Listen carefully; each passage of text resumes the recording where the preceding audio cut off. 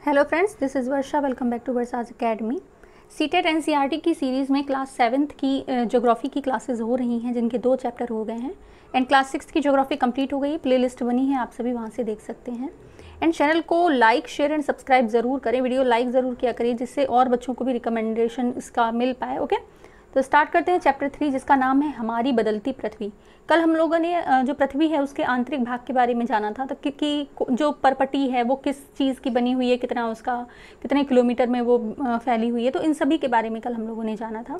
आज हमारी जो पृथ्वी बदल रही है उसके बारे में जानेंगे। ठीक है, तो स्थलमंडल अनेक प्लेटों में विभाजित है। जो स्थलमंडल है वो अनेक प्लेटों में विभाजित है, जिन्हें स्थलमंडलीय प्लेट कहते हैं। ठीक है, आपको ये जानकर आश्चर्य होगा कि ये प्लेट हमेशा धीमी गति से चारों तरफ घूमती रहती है। जो प्लेट है वो धीमी गति से घूमती रहती है, इतनी धीमी गति से पृथ्वी देखिए रोटेट करती है, घूमती है। ठीक है, लेकिन क्या आपको फील होता है कि आप घूम रहे हैं? नहीं फील होता है ना। प्रत्येक वर्ष केवल कुछ मिलीमीटर के लगभग पृथ्वी के अंदर पिघले हुए मैग्मा में होने वाली गति के कारण ऐसा होता है। आप सभी को कल मैग्मा के बारे में बताया था कि मैग्मा जो होता है जब वो ठोस बन जाता है तो वो कौन सी शैल बनती है? आग्नेय शैल बनती है। ओके, पृथ्वी के अंदर पिघला हुआ मैग्मा एक वृत्तीय रूप में घूमता है। तो यहाँ पर ये याद रखने वाली बात है कि मैग्मा किस रूप में घूमता है? तो वृत्तीय रूप में घूमता है, जैसा कि क्रियाकलाप में दिखाया गया है। प्लेट को इस गति के कारण पृथ्वी की सतह पर परिवर्तन होता है। प्लेट की जो गति होती है इसके कारण क्या होता है? पृथ्वी की जो सतह है उसमें परिवर्तन होता है। पृथ्वी की गति को उन बलों के आधार पर विभाजित किया गया है जिनके कारण ये गतियाँ उत्पन्न होती हैं। जो बल पृथ्वी के आंतरिक भाग में गठित होते हैं उन्हें अंतर्जनित बल यानी कि एडोजेनिक फोर्स कहते हैं। ठीक है, जो बल पृथ्वी के आंतरिक भाग में गठित होता है तो उसको कौन सा बल कहते हैं? अंतर्जनित बल कहते हैं। एवं जो बल पृथ्वी की सतह पर उत्पन्न होते हैं उन्हें बहिर्जनिक बल कहते हैं। ठीक है, क्या कहते हैं? Exogenic force. तो अंतर्जनित बल कौन सा है? जो बल पृथ्वी के आंतरिक भाग में घट रहा है वो अंतर्जनित हो गया, और जो बाह्य भाग में है उसको क्या बोलेंगे? बहिर्जनिक बल यानी कि एक्सोजेनिक फोर्स कहते हैं। आगे देखते हैं, देखिए चित्र 3.1। अंतर्जनित बल कभी आकस्मिक गति उत्पन्न करते हैं। अंतर्जनिक जो बल है आकस्मिक गति, मतलब कि कभी भूकंप आ गया, ज्वालामुखी फट गया, तो इस तरह की जो अंतर्जनिक जो पृथ्वी के अंदर जो बल घूम रहा है वो ये इस तरह की घटनाएं करता है। तो कभी धीमी गति से भूकंप एवं ज्वालामुखी जैसी आकस्मिक गति के कारण पृथ्वी की सतह पर अत्यधिक हानि होती है।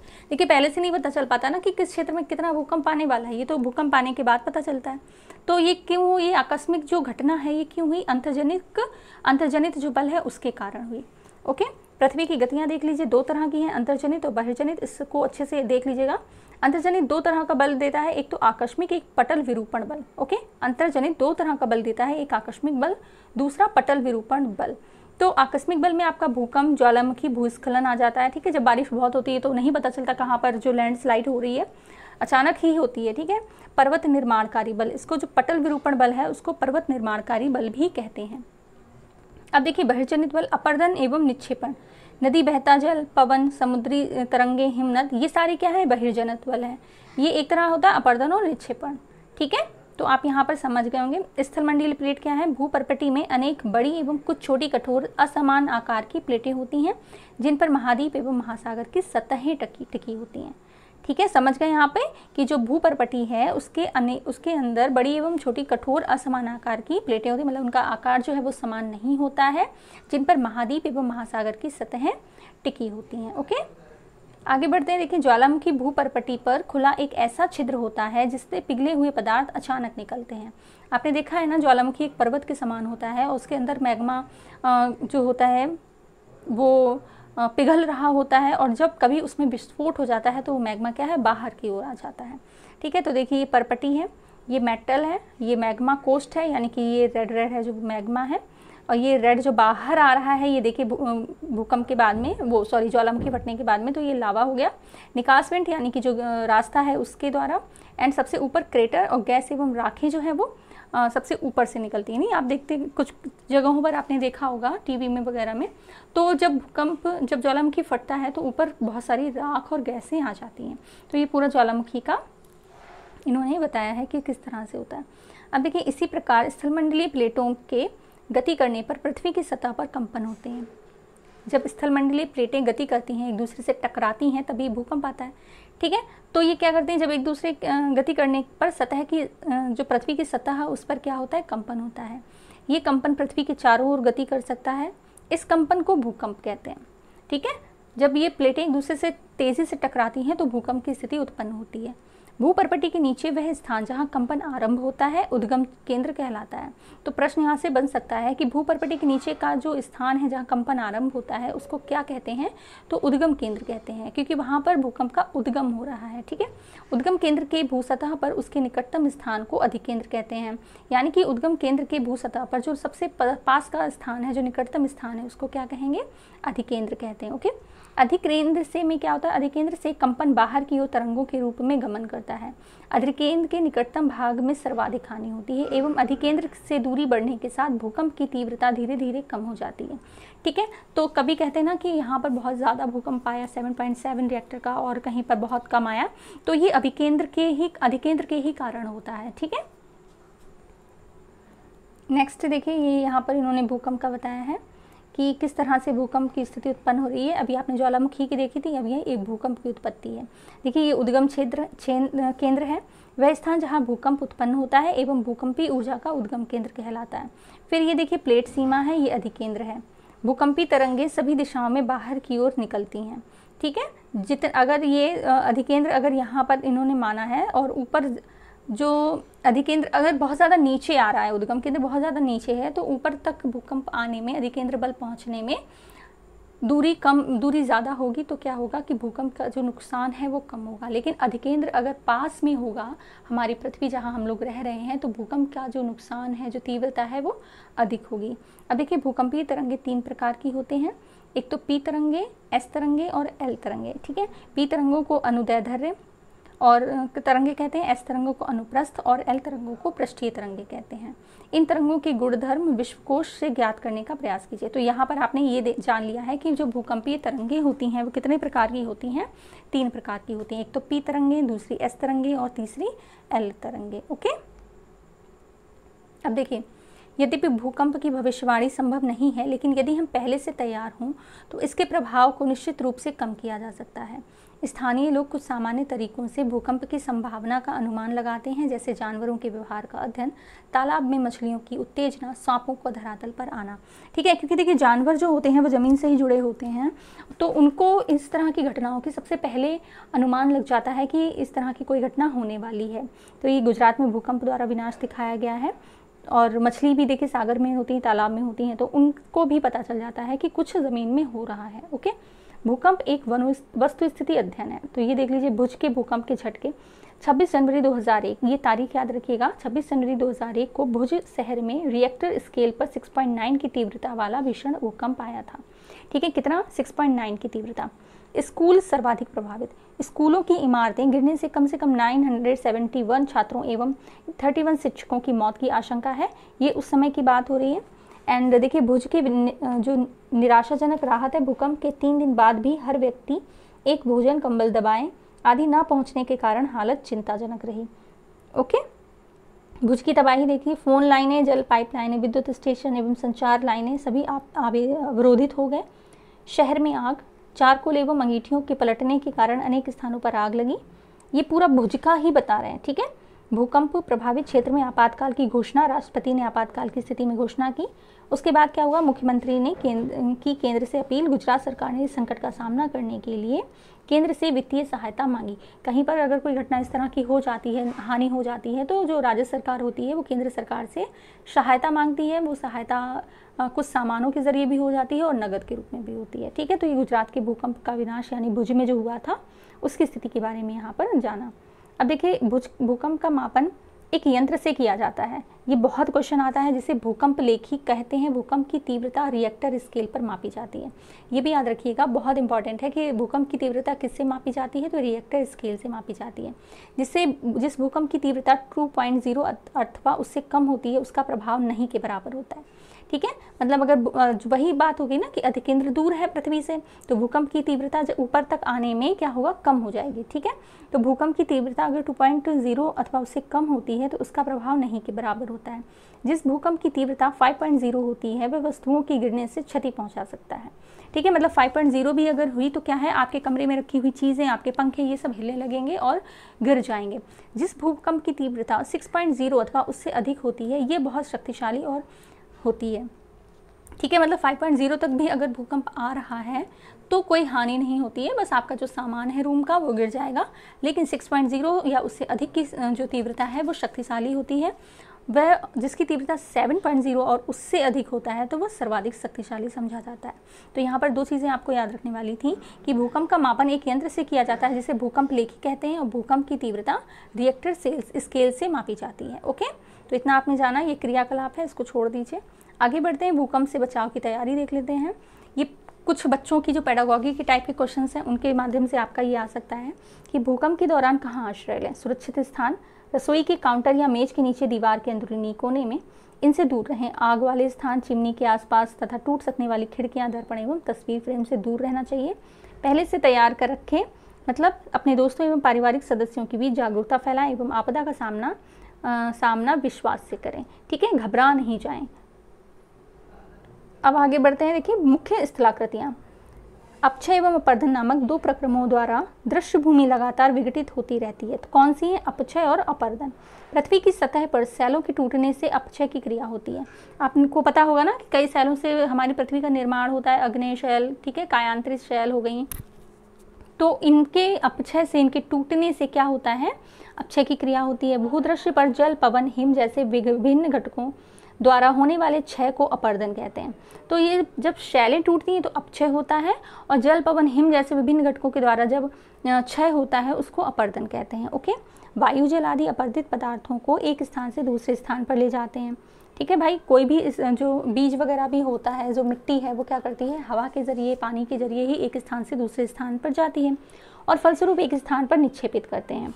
अपर्दन एवं निक्षेपण का ये प्रक्रम पृथ्वी के धरातल पर विभिन्न स्थलाकृतियों का निर्माण करते हैं। ठीक है, कि कहीं पर समतल मैदान बन जाता है इन्हीं से, तो कहीं पर पहाड़ बन जाते हैं इसी से। ठीक है, नदी के कार्य क्या होते हैं? तो नदी के जल दृश्य भूमि का अपर्दन होता है। नदी के जल से दृश्य भूमि का अपर्दन होता है। जब नदी किसी खड़े ढाल वाले स्थान से अत्यधिक कठोर शैल एवं खड़े ढाल वाली घाटी में गिरती है तो वह जलप्रपात बनाती है। ठीक है, यहाँ पर आपने देख लिया। ये देख लीजिए, विश्व में हजारों छोटे बड़े जलप्रपात हैं। सबसे ऊंचा जलप्रपात दक्षिण अमेरिका में वेनेजुला का एंजल जलप्रपात है। तो ये याद रखने वाली बात है कि सबसे ऊंचा जलप्रपात कौन सा है? तो दक्षिण अमेरिका के वेनेजुला का एंजल जलप्रपात। क्या नाम है? एंजल जलप्रपात। कहाँ का है? दक्षिण अमेरिका के वेनेजुला का। ओके, अन्य जलप्रपात उत्तरी अमेरिका में कनाडा तथा संयुक्त राज्य अमेरिका की सीमा पर स्थित नियाग्रा जलप्रपात है, और अफ्रीका में जाम्बिया और जिम्बाब्वे की सीमा पर स्थित विक्टोरिया जलप्रपात है। तो ये वाला जो पैरा है इसको याद रखने की ज़रूरत है, ये इंपॉर्टेंट है। ओके, PDF आपको मिल जाएगी, उसमें आप लोग थोड़ा सा देख लीजिएगा। ये नियाग्रा जलप्रपात का जो चित्र है वो दिया है। देखिए, मृदु शैल काटे गए, क्या है? कठोर शैल, फिर जल की शक्ति द्वारा काटे गए मृदु शैल। ठीक है, ये एक जलप्रपात का चित्र इन्होंने दिया है। अब देखिए, जब नदी मैदानी क्षेत्र में प्रवेश करती है तो ये मोड़दार मार्ग पर बहने लगती है। ठीक है, जैसे आपने गंगा यमुना वगैरह देखी हैं। नदी की इन्हीं बड़ी मोड़ों को विसर्प कहते हैं। तो याद रखिएगा, नदी की जो मोड़ें होती हैं, बड़े मोड़, उनको क्या कहते हैं? विसर्प कहते हैं। इसके बाद विसर्पों के किनारा पर लगातार अपर्दन एवं निक्षेपण शुरू हो जाता है। विसर्प लूप के सिरे निकट आते जाते हैं। समय के साथ विसर्प लूप नदी से कट जाते हैं और एक अलग झील बनाते हैं, जिसे ताप झील भी कहते हैं। कभी कभी नदी अपने तटों से बाहर बहने लगती है, फलस्वरूप निकटवर्ती क्षेत्रों में बाढ़ आ जाती है। बाढ़ के कारण नदी के तटों के निकटवर्ती क्षेत्रों में महीन मिट्टी एवं अन्य पदार्थों के निक्षेपण करती है। ऐसी मिट्टी एवं पदार्थों को अवसाद कहते हैं। इससे समतल उपजाऊ बाढ़कृत मैदान का निर्माण होता है। नदी के उत्थित तटों को तटबंध कहते हैं। समुद्र तक पहुँचते नदी का प्रवाह धीमा हो जाता है तथा नदी अनेक धाराओं में विभाजित हो जाती है। तो देखिए, ये बाढ़ का मैदान है, ये तटबंध है, ये विसर्प है। ठीक है, ये जो मोड़ आ रहे हैं ये क्या है? हमारे विसर्प कहलाते हैं। ठीक है, बाढ़कृत मैदान में नदी द्वारा निर्मित स्थलाकृतियाँ। तो हम कहाँ पर थे? नदी अनेक धाराओं में विभाजित हो जाती है, जिसको वितरिका कहते हैं। याद रखिएगा, जो नदी जो अनेक धाराओं में विभाजित होती है उसको क्या कहते हैं? वितरिका कहा जाता है। जहाँ नदी इतनी धीमी हो जाती है कि वह अपने साथ लाए मलबे का निक्षेपण करने लगती है, प्रत्येक वितरिका अपने मुहाने का निर्माण करती है। सभी मुहाने के अवसादों के संग्रह से डेल्टा का निर्माण होता है। देखिए अगर हमारा जो भारत है वो इस तरह से है, तो इधर बहने वाली यानी कि बे ऑफ बंगाल की तरफ जो बहने वाली आपकी, बे ऑफ बंगाल महासागर की तरफ बहने वाली जो आपकी नदियाँ हैं ये डेल्टा का निर्माण करती हैं। ओके, याद रखिएगा। विश्व की कुछ नदियों के नाम ढूंढे जो डेल्टा का निर्माण करती हैं। तो इधर आपकी कौन सी नदियाँ हैं, जैसे कि कृष्णा है, गोदावरी है, महानदी है, गंगा है। ठीक है, ये सारी नदियाँ क्या हैं, ये आपकी डेल्टा का निर्माण करती हैं। ओके, अब बात करते हैं समुद्री तरंगों के कार्य। ठीक है, समुद्री तरंग के अपरदन एवं निक्षेपण तटीय स्थलाकृतियाँ बनाते हैं। ठीक है, आपने देखा होगा तट, समुद्री तरंगें लगातार शैलों से टकराती रहती हैं जिससे दरार विकसित होती है। देखा होगा ना आपने, ज्वार भाटा का आ जाना, बड़ी बड़ी लहरों का आ जाना, तो ये इसी वजह से होता है। समय के साथ ये बड़ी और चौड़ी होती जाती हैं। इनको समुद्री गुफा कहते हैं। ठीक है, क्या कहते हैं इनको, समुद्री गुफा कहते हैं। इन गुफाओं के बड़े होते जाने पर इनमें केवल छत ही बचती है जिससे तटीय मेहराब बनते हैं। लगातार अपरदन छत को भी तोड़ देता है और केवल दीवारें बचती हैं। दीवार जैसी इन आकृतियों को स्टैक कहते हैं। समुद्री जल के ऊपर लगभग ऊर्ध्वाधर उठे हुए ऊंचे शैलीय तटों को समुद्र भृगु कहते हैं। ठीक है, समुद्री तरंगे किनारों पर अवसाद जमा कर समुद्री पुलिन का निर्माण करते हैं। ओके, ये देखिए समुद्री गुफा यहाँ बनी हुई है, तटीय मेहराब है। ठीक है, याद रखिएगा इसको। अब देखिए हिमनद के कार्य देख लेते हैं। अभी आपने महासागर का देखा, अब हिमनद के देखते हैं।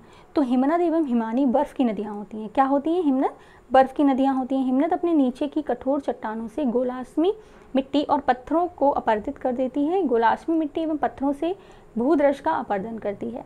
हिमनद गहरे गर्तों का निर्माण करते हैं। हिमनद क्या करते हैं, ये गहरे जो गर्त होते हैं उनका निर्माण करते हैं। पर्वतीय क्षेत्र के बर्फ पिघलने से उन गर्तों में जल भर जाता है और वे सुंदर झील बन जाते हैं। ठीक है, बर्फ पिघलने से क्या होता है, सुंदर झील बन जाते हैं। हिमनद के द्वारा लाए गए पत्थर जैसे छोटे बड़े शैल, रेत एवं तलछट मिट्टी निक्षेपित होते हैं। ये निक्षेप हिमनद हिमोड़ का निर्माण करते हैं। क्या करते हैं, जो निक्षेपित हो जाती है वो हिमनद हिमोड़ का निर्माण करते हैं। ओके, तो अभी आपने हिमनद का देखा, अब हम देखते हैं पवन के कार्य। तो क्या आपने कभी रेगिस्तान देखा है, जब आप राजस्थान जाते हैं या फिर आपने चित्रों में देखा होगा, ये देख लीजिए बालू के टिब्बे, यानी कि जो रेगिस्तान है वो बालू के टिब्बे कुछ चित्र एकत्र करने का प्रयास कीजिए। देखिए रेगिस्तान में पवन अपरदन एवं निक्षेपण का प्रमुख कार्य है। रेगिस्तान में क्या है, पवन जो है वो अपरदन और निक्षेपण का प्रमुख कार्य है। अपरदन और निक्षेपण इन दोनों की परिभाषा याद रखिएगा, आ सकता है प्रश्न। रेगिस्तान में आप छत्रक के आकार के शैल देख सकते हैं जिन्हें सामान्यतः छत्रक शैल कहते हैं। तो प्रश्न अगर आ जाए कि छत्रक शैल कहाँ होते हैं तो आपको पता होना चाहिए कि वो रेगिस्तान में होते हैं। ओके, पवन शैल के ऊपरी भाग की अपेक्षा निचले भाग को आसानी से काटती है, इसीलिए ऐसी शैली के आधार संकीर्ण एवं शीर्ष विस्तृत होते हैं। पवन चलने पर यह अपने साथ रेत को एक स्थान से दूसरे स्थान पर पहुंचाती है। जब पवन का बहाव रुकता है तो ये रेत गिरकर छोटी पहाड़ी बनाती है। छोटी पहाड़ी होती है, इनको क्या कहते हैं, बालू टिब्बा कहते हैं।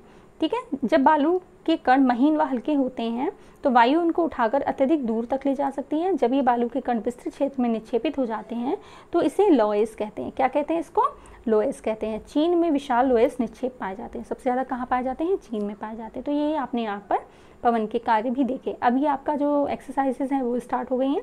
तो हमने जैसे कि हमेशा बोला है कि एक्सरसाइजेज ज़रूर करिएगा। ये मैचिंग है, ये आपका आ सकता है, मैचिंग एज इट इज़ उठा के दे देंगे। जैसे मान लीजिए 4 इसके दे दिए, 5 इसके दे दिए, तो मैचिंग करना बहुत ही इंपॉर्टेंट है। ठीक है, टिक ऑप्शन देख लीजिएगा, PDF आपको मिल जाएगी। एंड वीडियोज़ को शेयर ज़रूर करिए। एंड जो भी आपका डाउट या सजेशन है या आपको वीडियो कैसी लगी वो कमेंट में ज़रूर लिखिएगा। ठीक है, टेलीग्राम का चैनल जो है वो भी बना हुआ है, तो उसका लिंक डिस्क्रिप्शन बॉक्स में, उसको देखकर भी आप ज्वाइन कर सकते हैं। Thank you so much for watching.